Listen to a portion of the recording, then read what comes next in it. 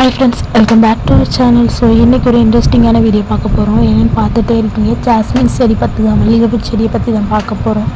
So சில பேர் comment பண்ணியிருந்தீங்க ப்ரீவியஸ் வீடியோவில். என்ன அப்படின்னா, நீங்கள் எப்படி மல்லிகை செடி வளர்க்குறீங்க, மொட்டை அதிகமாக வைக்கிது எப்படி உங்களுக்கு மட்டும், என்ன உரம் போடுறீங்க, இந்த மாதிரியான கொஸ்டின்ஸ் நிறையா கேட்டிருக்கீங்க. ஸோ அதுக்கான வீடியோ தான் இது.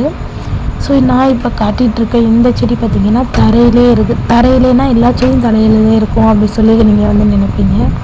ஆமாங்க, தரையில் தான் வளர்த்து கொடியாக்கி பட்டறை போட்டுக்கலாம், மரத்தில் ஏற்றி விடலாம், நிறையா இருக்குது. ஸோ அது மாதிரி இது தரையில் உள்ள செடி, அவ்வளோவா பூக்கள் வைக்கலாம்.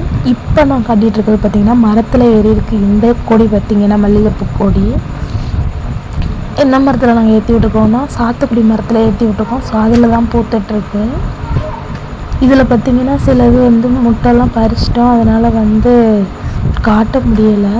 ஸோ இன்னொரு செடிக்கு நான் அது பறிக்கும்போது காட்டுறேன். இப்போ என்னென்னா, இதனோட இலைகள் பார்த்திங்கன்னா கொஞ்சம் பாதி பச்சையாகவும் பாதி மஞ்சளாகவும் தெரியும்.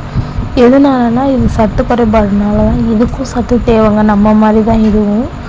ஸோ உரம் கொடுக்கணும், கரெக்டான டைமுக்கு கொடுத்தோம் அப்படின்னா நம்மளுக்கு நல்லாவே மகசூல் பூக்களை தரும். இன்னொரு விஷயம் என்னென்னா, மதுரைனாவே மல்லி தான் ஃபேமஸ்ஸு.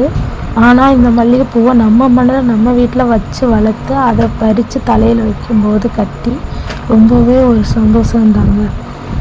முன்னெல்லாம் மல்லிகைப்பூனா மதுரையில் மட்டும்தான் கிடைக்கும்னு நினச்சிட்டு இருந்தாங்க. ஆனால் இப்போல்லாம் நம்ம வீட்டிலே செடி அப்புறம் பார்த்திங்கன்னா இதுக்கு என்ன உரம் அப்படின்னா மாட்டுச்சாணம் தான் உரம்.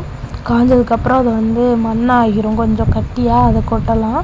தென் பார்த்திங்கன்னா கோகோபீட் போடுவீங்களா அப்படின்னு நினைப்பீங்க. கண்டிப்பாக நாங்கள் கோகோபீட்லாம் யூஸ் பண்ணுறது கிடையாது.